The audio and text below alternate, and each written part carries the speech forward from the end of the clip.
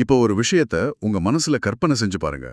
உங்க கைகளிலும் கால்களிலும் கரடுமுரடான இரும்பு ஆணிகள் அடிக்கப்பட்டிருக்கு.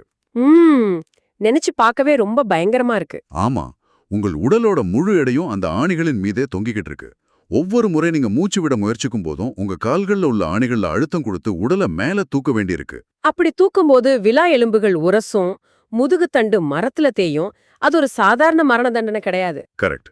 ரோமானியர்களின் சிலுவை மரணம் அப்படிங்கிறது மனிதன் மூச்சு திணறி துடிதுடிச்சு சாகணும் அப்படிங்கிறதுக்காகவே மிக நுணுக்கமாக வடிவமைக்கப்பட்ட ஒரு கொடூரமான சித்திரவதை. கற்றலில் தீராத ஆர்வம் கொண்ட நேயரான உங்களை இன்றைய இந்த விரிவான அலசலுக்கு வரவேற்கிறேன். நிச்சயமா இது ஒரு ஆழமான உரையாடலாக இருக்க போகுது. இப்போ அந்த உச்சக்கட்ட மரண வலியின் போது ஒரு மனுஷனால என்ன சிந்திக்க முடியும்? கோபம், விரக்தி, உலகத்தின் மீதான வெறுப்பு இதான வரும். மனித இயல்பு பாத்தீங்கன்னா அதான். ஆனா வரலாற்றின் மிக முக்கியமான ஒரு மரண தண்டனையின் போது அந்த வலியின் உச்சத்திலும் ஒரு குற்றவாளி வியக்கத்தக்க ஒரு கேள்வியை கேட்கிறான். இன்று நாம் ஆராயப் போவது பைபிளில் லூக்கா 23:43 குறிப்பிடப்பட்டுள்ள ஒரு மிக முக்கியமான நிகழ்வு. அதாவது இயேசு கிறிஸ்து சிலுவையில் மொழிந்த அந்த இரண்டாவது வார்த்தை இல்லையா? எக்ஸாக்ட்லி. அந்த ரட்சிப்பின் வார்த்தை குறித்து நமது மூல குறிப்புகள் தரும் வரலாற்று, உளவியல் மற்றும் தத்துவார்த்த தகவல்களை தான் இன்னைக்கு நாம ஆழமா பார்க்க போறோம். இந்த உரையாடலோட தொடக்கத்திலேயே கேட்டுக்கிட்டு இருக்கிற நேரான உங்களுக்கு ஒரு விஷயத்தை தெளிவுபடுத்திடுறேன். நாம இந்த தரவுகளை எந்த ஒரு குறிப்பிட்ட மதச்சார்பு நிலையிலிருந்தோ அல்லது ஒரு மத போதனையாகவோ அணுக போறது கிடையாது. ஆமா, அது ரொம்ப முக்கியமான ஒரு பாயிண்ட். கண்டிப்பா 2000 ஆண்டுகளுக்கு முன்பு பதிவு செய்யப்பட்ட இந்த மூல குறிப்புகளில் புதிந்துள்ள மனித உளவியல், ஆழமான தத்துவம், அப்புறம் அந்த வார்த்தைகளின் வரலாற்று தாக்கம், இத மட்டும்தான் உள்ளபடியே உங்களுக்கு கடத்துவதுதான் நமது நோக்கம். அதாவது மனித உணர்வுகளின் ஆகப்பெரிய முரண்பாட்டை வெளிப்படுத்தும் ஒரு வரலாற்று பதிவாகவே இதை நம்ம பார்க்க போறோம். சரியா சொன்னீங்க. இப்போ அந்த வரலாற்று சம்பவத்தோட பின்னணிய முதல்ல நம் கண்முன் கொண்டு வருவோம். அந்த சூழலை பாத்தீங்கன்னா, இயேசு கிறிஸ்து சிலுவை அறையப்படுகிறார். அவருக்கு இருபுறமும் 2 குற்றவாளிகள் அல்லது கள்ளர்கள் சிலுவையில் அறையப்பட்டிருக்கிறார்கள். மூவருமே அதே கொடூரமான வலிய, அதே மூச்சு திணறல அனுபவிச்சுட்டு இருக்காங்க. அந்த உச்சக்கட்ட மரண வேதனையில மனிதர்களோட இயல்பு எப்படி வெளிப்படுதுன்னு கவனிக்கணும். ஆமா, ஒரு கள்ளன் தன் வலிய கோபமாக வெளிப்படுத்துறான். அவன் இயேசுவை பார்த்து பரியாசம் செஞ்சு, நீர் இறைமகனானால் உன்னையும் காப்பாற்றிக் கொண்டு எங்களையும் காப்பாற்று அப்படின்னு கிண்டல் பண்றான். இது ஒரு மனிதன் உச்சக்கட்ட வழியில இருக்கும்போது தன்னை காத்துக்கொள்ள துடிக்கும் இயல்பான ஈகோ அப்படின்னு சொல்லலாம். ஒரு சர்வைவல் மோட். ஆனா இங்கேதான் விஷயம் முற்றிலும் மாறுபடுது. அந்த மற்றொரு கள்ளன் தன் பாவத்தை முழுமையாக உணர்ந்து முற்றிலும் மாறுபட்ட ஒரு எதிர்வினையை காட்டுறான். ஒரே மாதிரியான வலி, ஒரே மாதிரியான மரணத்தின் விளிம்பு. ஆனா 2 முற்றிலும் முரணான மனநிலைகள். இந்த உளவியல் முரண்பாடு உண்மையிலே வியக்க வைக்குது. இந்த முரண்பாட்டை நமது தரவுகள் எப்படி பார்க்கின்றன? இப்போ ஒரு மனிதன் மரணத்தின் விளிம்பில் நிற்கும்போது பாத்தீங்கன்னா, அவனது உண்மையான குணம் எந்தவித முகமூடியுமின்றி வெளிப்படும். வலியில் துடிக்கும்போது மற்றவர்களை குறை சொல்வதுதான் இயல்பு. அந்த முதல் கள்ளன் செஞ்சது போல. கரெக்ட். ஆனா அந்த இரண்டாவது கள்ளன் தன்னுடைய ஈகோவை முற்றிலுமாக அழித்துக்கிறான். அவன் இயேசுவை பார்த்து, ஆண்டவரே, நீர் உம்முடைய ராஜ்யத்தில் வரும்போது அடியேனே நினைத்தருளும் அப்படின்னு ஒரு கோரிக்கையை முன்வைக்கிறான். ஒரு மனிதன் தான் மூச்சு விடுவதற்கே போராடி கொண்டிருக்கும் போது தன் முழு சக்தியையும் திரட்டி பேசின அந்த வார்த்தைகள்ல அப்படி என்ன ஆழமான விஷயங்கள் இருக்கு? இந்த ஒற்றை வாக்கியத்தை நாம உளவியல் ரீதியா பிரிச்சு பார்த்தா இதுல 3 மிக முக்கியமான கூறுகள் அடங்கியிருப்பது நமது குறிப்புகள் சுட்டிக்காட்டுது. முதலாவதாக, தன் தவறை, தன் குற்றத்தை எந்த ஒரு சாக்குப்போக்கும் இன்றி ஒப்புக்கொள்ளுதல். அதாவது தான் செஞ்சது தப்புதான எந்த நியாயப்படுத்தலும் இல்லாம ஏத்துக்கிறான். ஆமா, அவன் தன்னுடனே அறையப்பட்டிருந்த மற்ற கள்ளனை பார்த்து, நாம தண்டிக்கப்படுவது நியாயம்தான், நாம செஞ்ச குற்றங்களுக்கு தகுதியான தண்டனையைத்தான் நம்ம அனுபவிக்கிறோம் அப்படின்னு சொல்றான். நேரான நீங்கள் சற்று சிந்தித்து பாருங்கள். மனிதர்களாகிய நமக்கு ஒரு சின்ன தவறை ஒப்புக்கொள்வதற்கு எவ்வளவு கஷ்டமா இருக்கு இல்லையா? கண்டிப்பா. அப்படி இருக்கும்போது ஒருவன் மரணப்படுக்கையில் இருக்கும்போது தான் ஒரு குற்றவாளிதான், தனக்கு கிடைத்த இந்த மரண தண்டனை முற்றிலும் நியாயமானதே அப்படின்னு சொல்றது மனித உளவியல்ல ஒரு மிகப்பெரிய படிநிலை. அது மரணத்தின் முன் ஏற்படும் ஒரு வகை தெளிவு அப்படின்னு கூட நம்ம சொல்லலாம். சரி, தான் ஒரு குற்றவாளி என்பதை அவன் உணர்ந்துட்டான். அந்த 2வது கூறு என்ன? இரண்டாவதாக, அவன் இயேசுவின் தெய்வீகத்தை அறிந்து கொள்கிறான். இது ஒரு மாபெரும் தத்துவார்த்த பாய்ச்சல். எப்படி சொல்றீங்க?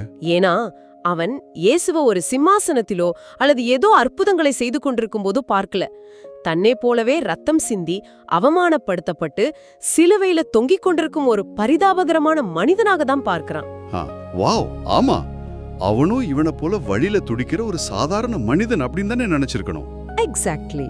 ஆனாலும் அந்த தோற்றத்தை தாண்டி நீர் உம்முடைய ராஜ்யத்தில் வரும்போது அப்படின்னு சொல்றான். அதாவது சிலுவைக்கும் அப்பால் ஒரு ராஜ்யம் இருக்கிறது, மரணத்துக்கும் அப்பால் ஒரு வாழ்வு இருக்கிறது அப்படிங்கறத விசுவாசிக்கிறான். அந்த சூழ்நிலையிலும் பக்கத்துல தொங்கும் இந்த மனிதர் ஒரு ராஜா என்பதை அவன் நம்புறான். ஆமா, நமது சாதாரண பார்வைக்கும் அந்த ஆழமான விசுவாசத்திற்கும் உள்ள வித்தியாசத்தை இது அப்பட்டமாக காட்டுது. இது உண்மையிலே என்னை ரொம்ப சிந்திக்க வைக்குது. சரி, தன்னுடைய தகுதியின்மையையும் உணர்ந்துட்டான், பக்கத்துல இருப்பவரின் தகுதியையும் உணர்ந்துட்டான். அந்த மூன்றாவது கூறு என்ன? மூன்றாவது கூறுதான் அவனுடைய எல்லையற்ற தாழ்மை. அவன் தனக்கு ஒரு பெரிய பதவியையோ அல்லது அந்த வலியிலிருந்து தன்னை காப்பாற்றும்படியோ கேட்கல. எனக்கு இந்த மரணத்திலிருந்து விடுதலை கொடு அப்படின்னு அவன் கேட்கல. கரெக்ட். அவனுக்கு தெரியும் தான் எந்த ஒரு பெரிய வரத்தையும் கேட்க தகுதியற்றவன்னு. அதனால என்னை நினைத்தருளும், அதாவது ரிமெம்பர் மீ அப்படின்னு ஒரு சிறு நினைவூட்டலை மட்டுமே அவன் கேட்கிறான். நான் உம்மோடு இருக்க வேண்டும் அப்படின்னு கூட அவன் கேட்க துணியல. இதை நான் இப்படி பாக்குறேன், கேட்டுட்டு இருக்கிறேன், நீங்களும் இதை யோசிச்சு பாருங்க. எந்த ஒரு நற்சான்றிதழோ முறையான கல்வி தகுதியோ முன் அனுபவமோ இல்லாத ஒருவன் உலகின் மிகப்பெரிய பன்னாட்டு நிறுவனத்தின் CEO பதவிக்கு விண்ணப்பிப்பது போன்றது இது. ரொம்ப சரியான ஒரு ஒப்பீடு. தன்னிடம் எந்த தகுதியும் இல்லை, தான் ஒரு வாழ்நாள் குற்றவாளி, தன் கைகளில் இரத்தக்கரை இருக்கு அப்படிங்கிறது முழுமையாக அறிந்த ஒருவனின் உச்சகட்ட தாழ்மை இது. எனக்கு எந்த உரிமையும் இல்லை, உமது ராஜ்யத்தில் எனக்கு எந்த இடமும் கேட்கல, ஆனாலும் உமது நினைவின் ஒரு ஓரத்தில் என்னை வைத்துக்கோங்க அப்படின்னு கேட்பது மனித ஈகோ முற்றிலுமாக அழிந்ததற்கான அடையாளம். அந்த CEO ஒப்பீடு சூழ்நிலையோட தீவிரத்தை மிகச்சரியாக விளக்குது. ஒரு மனிதன் தன் தகுதியின்மையை எந்த அளவுக்கு ஆழமாக உணர்கிறானோ அந்த அளவுக்கு அவனது கோரிக்கையின் நேர்மை அதிகரிக்கும். சரி, தகுதியே இல்லாத ஒரு குற்றவாளியின் இந்த தாழ்மையான ஆனா மிகச்சிறிய கோரிக்கைக்கு இயேசு எவ்வாறு பதிலளித்தார் அப்படிங்கறத நோக்கி நாம நகரணும். ஆமா, இயேசு அவனிடம், மெய்யாகவே நான் உனக்கு சொல்லுகிறேன், இன்று நீ என்னுடனே கூட பரதீசில் இருப்பாய் அப்படின்னு பதிலளிக்கிறார். நமது மூல குறிப்புகள் இந்த ஒற்றை வாக்கியத்தை ரட்சிப்பின் 3 மாபெரும் தூண்களாக பகுப்பாய்வு செய்து. அந்த தூண்கள் ஒவ்வொன்றாக நாம இப்ப அலசுவோம். அந்த முதல் தூண் என்ன சொல்லுது? முதல் தூண் நிச்சயம், அதாவது சர்டனிட்டி. இயேசு அந்த வாக்கியத்தை இன்று அப்படிங்கிற வார்த்தையுடன் தொடங்குறார். இன்று, அதாவது டுடே. ஆமா, ரட்சிப்பு அல்லது அந்த மாபெரும் மன்னிப்பு என்பது பல வருடங்கள் காத்திருந்த பின்போ அல்லது நாளைக்கோ கிடைக்கும் ஒரு வாக்குறுதி கிடையாது. அது உடனடியாக கிடைப்பது. நீ போய் பல காலம் நரகத்திலோ அல்லது வேறொரு இடத்திலோ உனது பாவங்களுக்காக கஷ்டப்பட்டு விட்டு பிறகு வா அப்படின்னு எந்த ஒரு நிபந்தனையையும் இயேசு கொடுக்கல. ஒரு நிமிஷம், சற்று பொறுங்க. நீங்கள் சொல்வதை அப்படியே எடுத்துக்கொண்டால் இது மனித தர்க்கத்திற்கு முற்றிலும் முரணாக, சொல்ல போனால் சற்றே அநீதியாக கூட தோணுதே. அநீதியாகவா? எப்படி சொல்றீங்க? இப்போ நாம வாழும் சமூகத்துல பாத்தீங்கன்னா, வினை விதைத்தவன் வினை அறுப்பான் அப்படிங்கிற கர்ம விதியின் அடிப்படையில தானே நம்ம சிந்திக்க பழகியிருக்கோம். ஒருவன் வாழ்நாள் முழுவதும் பலரை ஏமாற்றி, திருடி, கொலை செய்துவிட்டு தன் வாழ்வின் கடைசி சில நிமிடங்கள்ல வெறும் ஒற்றை வாக்கியத்துல மன்னிப்பு கேட்டா அவனுக்கு உடனே எல்லாமே கிடைச்சிருமா? இது ஒரு மிக முக்கியமான கேள்வி. நமது சாதாரண நீதி பரிபாலன முறைகள் கூட அப்படித்தானே செயல்படுது. சிறை தண்டனை, அதன் பிறகு பரோல், பிறகு பல வருட நன்னடத்தை கண்காணிப்பு என நீண்ட நடைமுறைகள் இருக்கு. ஆனா இங்க எந்த ஒரு நிபந்தனையும் இல்லாம ஒரு வாழ்நாள் குற்றவாளிக்கு இன்று உடனடியாக எல்லாம் வழங்கப்படுகிறதே. அந்த திருடனால் பாதிக்கப்பட்டவர்களுக்கு இது அநீதி இல்லையா? நீங்க எழுப்புற இந்த கேள்வி மிகவும் தர்க்க ரீதியானது, மனித நியாயத்தின் அடிப்படையிலானது. கர்ம விதிக்கும் இங்கு விவரிக்கப்படும் இறையியல் கோட்பாடான கிருபை, அதாவது கிரேஸ் என்ற தத்துவத்திற்கும் உள்ள மிகப்பெரிய மோதலே இதுதான். அந்த கிருபை அப்படிங்கறத கொஞ்சம் விளக்க முடியுமா? கண்டிப்பா. மனித நீதி என்பது தகுதியின் அடிப்படையில் செயல்படுவது. நீ என்ன செய்தாயோ அதற்கான பலனை நீ அடைவாய் என்பது. ஆனா கிருபை என்பது ஒரு முற்றிலும் மாறுபட்ட தளம். ஓஹோ. கிருபை என்பது தகுதியற்ற ஒருவருக்கு அவர் அதை சம்பாதிக்க எந்த ஒரு முயற்சியும் செய்யாத நிலையிலும் எந்த நிபந்தனையுமின்றி இலவசமாக வழங்கப்படும் ஒரு கொடை. அப்போ அந்த கள்ளன் செஞ்ச பாவங்களுக்கான தண்டனை என்னாச்சு? அந்த கள்ளனால தன் வாழ்நாளில் செய்த தவறுகளை திருத்தவோ பாதிக்கப்பட்டவர்களுக்கு இழப்பீடு வழங்கவோ இப்ப முடியாது. அவனது கைகள் சிலுவையில அறையப்பட்டிருக்கு. மனித நீதியின்படி அவன் அழிக்கப்பட வேண்டியவன். ஆனா தெய்வீக கிருபை அவனது தகுதியை பார்க்கல, அவனது சரணடைதலை மட்டுமே பார்க்கிறது. அதாவது அவனது செயல்களை மீறி ஒரு மன்னிப்பு வழங்கப்படுது. எக்ஸாக்ட்லி. இதனாலதான் இன்று என்ற வார்த்தை அந்த இடத்தில் மனித தர்க்கங்களை எல்லாம் உடைத்துக்கொண்டு அத்தனை வலுவாக நிக்குது. இதை புரிந்து கொள்ள நான் இப்படி ஒரு கற்பனையை செய்து பார்க்கிறேன். மனித நீதி அல்லது கர்ம விதி என்பது ஒரு வங்கி விதியை போன்றது. நீங்கள் வாங்கிய கடனை வட்டியோட சேர்த்து நீங்கள் தான் கட்டணும், அதுதான் நியாயம். கரெக்ட், அதுதான் பேங்க் ரூல். ஆனா இந்த கிருபை, அதாவது கிரேஸ் என்பது, நீங்கள் பல கோடி ரூபாய் கடனில் மூழ்கி இனி மீளவே முடியாதுன்னு சிறைக்கு செல்லும் தருவாயில் இருக்கும்போது யாரோ ஒரு மாபெரும் கோடீஸ்வரர் உங்கள் மீதான அன்பால் உங்கள் கடனை முழுமையாக அடைத்துவிட்டு உங்களை விடுவிப்பது போன்றது. ரொம்ப அருமையான உதாரணம். கடனை அடைக்க நீங்கள் எந்த தகுதியும் பெறல, நீங்க எந்த பலனும் செய்யல, ஆனா கடன் அடைக்கப்பட்டு விட்டது. இது ஒரு வகையில் மனித மூளைக்கு ஏற்றுக்கொள்ள கடினமான ஆனா மிக ஆழமான ஒரு தத்துவம். சரி, முதல் தூண் அவனது கடன் இன்று அடைக்கப்பட்டு விட்டது என்ற நிச்சயம். அதன் பிறகு என்ன? அவனுக்கு ஒரு வெற்றிடம் தானா? அடுத்த தூண் என்ன? கடன் அடைக்கப்படுவது மட்டும் போதாது, அவனுக்கு ஒரு புதிய இடம் வேண்டும் இல்லையா? அதுதான் இரண்டாவது தூண், உறவு, அதாவது ரிலேஷன்ஷிப். இயேசு அவனிடம் நீ என்னுடனே கூட இருப்பாய் அப்படின்னு சொல்றார். என்னுடனே கூட, வித் மீ. ஆமா, இங்கே நாம மிக கூர்மையாக கவனிக்க வேண்டியது என்னன்னா, சொர்க்கம் அல்லது பரதீசு என்பது தங்கம் மற்றும் வைரங்களாலான வீதிகளையோ அல்லது பாலாறு தேனாறு ஓடும் ஒரு வெறும் பௌதீக அல்லது சொகுசான இடத்தையோ குறிக்கல. அப்போ சொர்க்கம்னா என்ன?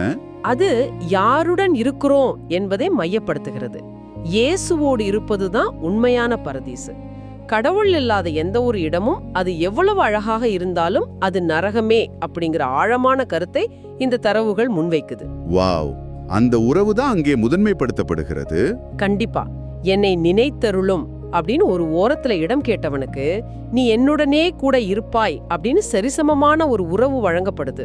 ஆக ஒரு இடத்தின் அழகோ வசதிகளோ உண்மையான பரதீசை தீர்மானிப்பதில்லை, நாம் யாருடன் இருக்கிறோம் என்பதுதான் அதை தீர்மானிக்கிறது. மிகச் சரியான பார்வை. சரி, மூன்றாவதாக அந்த பரதீசு என்ற இடம், இதை பற்றி மூலக்குறிப்புகள் என்ன சொல்லுது? அதுதான் அந்த மூன்றாவது தூண், பரதீசீல் என்ற வார்த்தை. பரதீசு என்ற சொல்லுக்கு பாத்தீங்கன்னா வேதனையும் துக்கமும் இல்லாத, முற்றிலும் அமைதியும் நிம்மதியும் நிறைந்த ஒரு பூங்கா அல்லது தோட்டம் அப்படின்னு அர்த்தம். இது அந்த சூழ்நிலோடு பொருத்தி பார்த்தா ரொம்ப நிகழ்ச்சியா இருக்கு. ஆமா, சிலுவையில் மூச்சு திணறி ஒவ்வொரு வினாடியும் உச்சக்கட்ட உடல் மற்றும் மனவேதனையில் துடித்துக் கொண்டிருந்த அந்த மனிதனுக்கு இன்னும் சில மணி நேரங்களில் நீ எந்த ஒரு வலியும் இல்லாத அமைதி நிறைந்த ஒரு இடத்தில் என்னோடு இருப்பாய் அப்படின்னு சொல்றதை விட ஒரு பெரிய ஆறுதல் இருக்க முடியுமா? நிச்சயமா இருக்க முடியாது. அவனது தற்போதைய கொடூரமான இருப்புக்கும் அவனுக்கு உறுதியளிக்கப்பட்ட எதிர்காலத்திற்கும் உள்ள முரண்பாடுதான் அந்த வார்த்தையின் பலம். கரெக்ட். 2000 வருடங்களுக்கு முன்பு ஒரு மரண தண்டனை களத்தில் நடந்த இந்த உரையாடல் உளவியல் ரீதியாகவும் தத்துவார்த்த ரீதியாகவும் எவ்வளவு அடர்த்தியானது அப்படிங்கிறத இப்போ என்னால உணர முடியுது. சரி, வரலாற்று சம்பவத்தின் விவரங்களிலிருந்து சற்று விலகி இதை ஒரு பரந்த கண்ணோட்டத்தோடு தற்கால வாழ்வோடு பொருத்தி பார்ப்போம். கண்டிப்பா, அது ரொம்ப முக்கியம். கேட்டுக்கொண்டிருக்கும் நேயரான உங்களுக்கு இன்று இந்த நவீன காலகட்டத்தில் இந்த சம்பவம் என்ன பாடங்களை கத்துத்தருது? இதன் மையச் செய்தி உங்களை எப்படி பாதிக்கணும்? இதை நம்ம இன்றைய மனிதர்களோட தொடர்பு படுத்தும் போது மிக முக்கியமான வாழ்வை மாற்றக்கூடிய பாடங்கள் கிடைக்குது.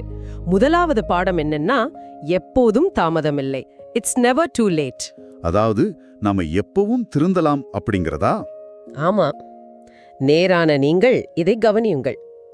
நாம பல நேரங்கள்ல கடந்த கால தவறுகளை நினைச்சு குற்ற உணர்ச்சியில தவிப்போம்.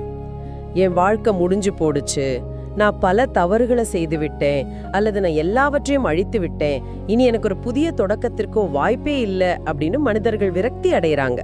சமூகம் கூட பல நேரங்கள்ல அவர்கள் அப்படி நம்ப வைக்குது இல்லையா? உண்மைதான். ஆனா தன் வாழ்வின் கடைசி நொடியில் ஒரு சிலுவையில் மரணத்தின் வாயிலில் தொங்கிக் கொண்டிருக்கும் போது தன் வாழ்க்கையை முடிந்துவிட்டது என்று நினைத்த அந்த தருணத்தில் கூட ஒருவனால் முழுமையான மன்னிப்பை பெற முடியும், புதிதாக தொடங்க முடியும் என்பதற்கு இந்த கள்ளன் ஒரு வாழும் வரலாற்று உதாரணம். இது உண்மையிலே ஒரு மிகப்பெரிய ஆறுதல்.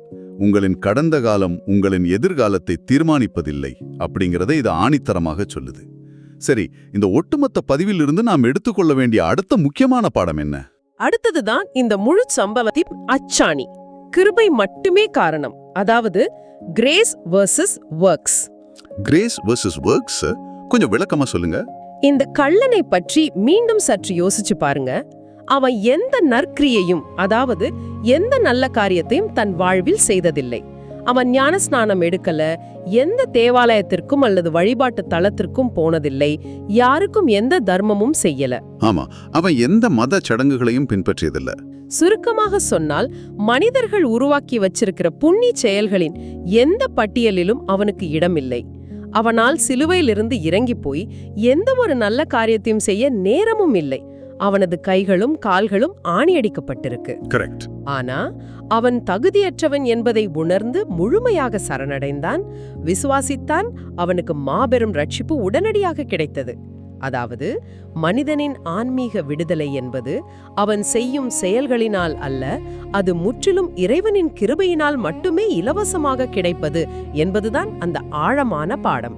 இதை நினைத்தால் எனக்கு பிரமிப்பா இருக்கு. ஏன்னா மதம் அல்லது ஆன்மீகம் என்று நாம் பொதுவாக நினைக்கும் சடங்குகள், சம்பிரதாயங்கள், கட்டுமைப்புகள் அனைத்தையும் இந்த கிருபை என்ற ஒற்றை கருத்து சுக்குநூறாக உடைத்தெறியுதே. எக்ஸாக்ட்லி, அதுதான் இதோட பவர். மனிதர்களாகிய நாம் எப்படி பழக்கப்படுத்தப்பட்டிருக்கிறோம்? ஒரு குறிப்பிட்ட சடங்கை செய்தால், குறிப்பிட்ட இடத்திற்கு சென்றால், இத்தனை நாட்கள் விரதம் இருந்தால் மட்டுமே இறைவனின் ஆசீர்வாதம் கிடைக்கும் என்ற ஒரு கொடுக்கல் வாங்கல் வியாபாரமாக தானே பலரும் ஆன்மீகத்தை பார்க்கறாங்க. ஆமா, டிரான்சாக்ஷனல் அப்ரோச். ஆனா ஒரு மனிதன் எந்த ஒரு சடங்கையும் செய்யாமல், எந்த புண்ணியமும் செய்யாமல், வெறும் உள்ளத்தின் தூய்மையான சரணடைதலால் மட்டுமே எல்லாவற்றையும் பெற முடியும் என்பது மனிதர்கள் கட்டியெழுப்பிய மத கட்டமைப்புகளுக்கு எதிரான ஒரு மிகப்பெரிய தத்துவார்த்த புரட்சி அல்லவா? மிக துல்லியமாக புரிஞ்சுக்கிட்டீங்க. மனிதன் தன் செயல்களால் தன்னைத்தானே காப்பாற்றிக் கொள்ள முடியும் என்ற அகந்தையை இந்த கிருபை என்ற தத்துவம் சுக்குநூறாக உடைக்குது. அதனாலதான் இந்த சம்பவம் வரலாற்று பதிவுகளில் இவ்வளவு முக்கியத்துவம் பெறுது. உண்மையிலே இது ஒரு பெரிய கண் திறப்பு. மேலும் இதுல இன்னொரு கோணத்திலும் நாம சிந்தித்து பார்க்கணும். அந்த நிகழ்விடத்தை உங்க மனக்கண்ணில் கொண்டு வாங்க. அங்கே 2 குற்றவாளிகள் இருந்தாங்க. நடுவில் இயேசுவின் சிலுவை இருக்கு. ஒருவன் ரட்சிக்கப்பட்டான், ஒருவன் அழிக்கப்பட்டான். இருவருக்கும் ஒரே சூழ்நிலை தான், ஒரே வாய்ப்பு தான் வழங்கப்பட்டது. ஆனா முடிவுகள் இரு துருவங்களா அமைஞ்சது. ஆமா, இங்கு நடுவில் இருப்பது ஒரு சாதாரண சிலுவை மட்டுமல்ல, அது ஒரு மாபெரும் தீர்மானத்தின் குறியீடு, சிம்பிள் ஆஃப் டிசிஷன். நாம் எந்த பக்கம் நிற்கப் போகிறோம் என்பது நமது சொந்த தீர்மானத்தை பொறுத்தது என்பதை அந்த சிலுவை மிக தெளிவாக காட்டுது.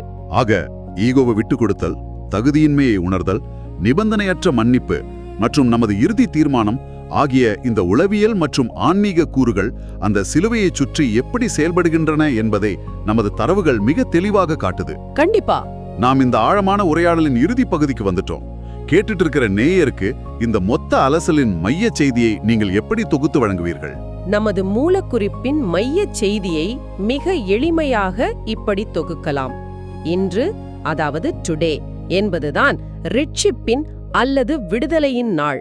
உங்கள் கடந்த கால வாழ்க்கை எப்படிப்பட்டதாக இருந்தாலும், அது எத்தனை இருள் சூழ்ந்ததாகவோ தவறுகளால் நிறைந்ததாகவோ இருந்தாலும், உங்கள் ஈகோவை விட்டுவிட்டு உண்மையான சரணடைதலோடு நீங்கள் அணுகினால், நீண்ட காத்திருப்பின்றி உங்களுக்கான மன்னிப்பு உடனடியாக நிச்சயம் உண்டு என்பதுதான் இதன் செய்தி. ரொம்ப அழகான ஒரு தொகுப்பு. இந்த ஒட்டுமொத்த பகுப்பாய்வையும் நமது தரவுகள் ஒரு குறிப்பிட்ட ஜெபத்தின் வாயிலாகவே முடித்து வைக்குது. அதாவது இந்த நிகழ்வை வாசிப்பவர்கள் அந்த 2வது கள்ளனின் மனநிலையை இன்றைய காலகட்டத்தில் எப்படி தங்களுக்குள் கொண்டு வர வேண்டும் என இந்த மூலக்குறிப்பு பரிந்துரைக்கிறது. அந்த பதிவு எப்படி முடியுது? அது எப்படி சொல்லுது? பரலோக பிதாவே, உமது அளவற்ற கிருபைக்காக நன்றி. அந்த சிலுவை கள்ளனைப் போல நாங்களும் எங்கள் பாவங்களை உணர்ந்து உம்மிடம் வருகிறோம். இன்று நீ என்னோடு இருப்பாய் என்று அவனுக்கு கொடுத்த அந்த நிச்சயத்தை எங்களுக்கும் தாரும். நாங்கள் மரிக்கும்போது உம்முடைய பாதத்தில் இருக்கும் பாக்கியத்தை எங்களுக்கு தாரும். இயேசுவின் நாமத்தில் ஜெபிக்கிறோம், ஆமேன். இந்த சரணடைதலின் மனநிலையைத்தான் நமது குறிப்புகள் தத்துவபூர்வமாக முன்வைக்குது. மிகவும் ஆழமான, அதே சமயம் மனித மனதை ஆராயும் ஒரு சிந்தனை தொகுப்பு. விடைபெறுவதற்கு முன் நேரான உங்களை ஒரு நிமிடம் அமைதியாக சிந்திக்க வைக்கும் ஒரு கேள்வியோடு நான் நிறைவு செய்ய விரும்புகிறேன். கண்டிப்பா. நிகழ்ச்சியின் தொடக்கத்தில் நாம் ஒரு காட்சியை கற்பனை செய்தோம். உச்சக்கட்ட வேதனை, மூச்சு திணறல், வலிகள் நிறைந்த ஒரு கொடூரமான சூழல். அங்கே ஒரே விதமான சூழ்நிலை, நடுவில் தீர்மானத்தை கோரும் ஒரே சிலுவை. ஆனால் இருபுறமும் முற்றிலும் மாறுபட்ட 2 தேர்வுகள். ஒருவன் தன் ஈகோவால், கர்வத்தால் அந்த கிருபையை நிராகரிக்கிறான், மற்றொருவன் தன் தகுதியின்மையை உணர்ந்து தாழ்மையோடு சரணடைகிறான். இப்போ இந்த 2000 வருட பழமையான காட்சியை உங்களின் தற்போதைய வாழ்க்கையோடு பொருத்தி பாருங்க. பல்வேறு தரவுகள், நூற்றுக்கணக்கான கருத்துகள் உங்களை எப்போதும் பிஸியாக வைத்திருக்கும் தகவல் பெருக்கத்தால் நிரம்பிய இந்த நவீன உலகத்தில் உங்களிடமும் அதே சான்றுகள் கொடுக்கப்பட்டால் நீங்கள் எந்த பக்கம் நிற்பீர்கள்? ஆமா, அது ஒரு முக்கியமான கேள்வி. உங்கள் ஈகோவை பிடித்துக்கொண்டு தர்க்கம் பேசுவீர்களா, அல்லது அந்த சிலுவை கள்ளனைப் போல உங்களை ஒப்படைப்பீர்களா? அந்த நெருக்கடியான தருணத்தில் வாழ்வா சாவா என்ற போராட்டத்தில் உங்கள் தீர்மானம் எதை நோக்கியதாக இருக்கும்? சிந்தித்துப் பாருங்கள். ஒவ்வொரு மனிதனும் என்றாவது ஒரு நாள் தனக்குத்தானே கேட்டுக்கொள்ள வேண்டிய மிக முக்கியமான கேள்வி இது. மீண்டும் ஒரு சுவாரஸ்யமான மற்றும் விரிவான அலசலில் சந்திப்போம்.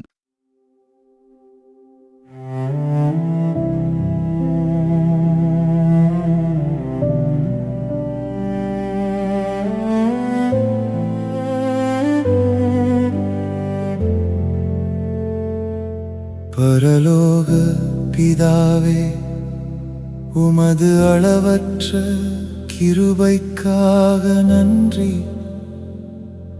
அந்தச் சிலுவை கள்ளனைப் போல நாங்களும் எங்கள் பாவங்களை உணர்ந்து உம்மிடம் வருகிறோம். இன்று நீ என்னோடு இருப்பாய் என்று அவனுக்கு கொடுத்த அந்த நிச்சயத்தை எங்களுக்கும் தாரும். நாங்கள் மரிக்கும் போது உம்முடைய பாதத்தில் இருக்கும் பாக்கியத்தை எங்களுக்கு தாரும். இயேசுவின் நாமத்தில் ஜெபிக்கிறோம்.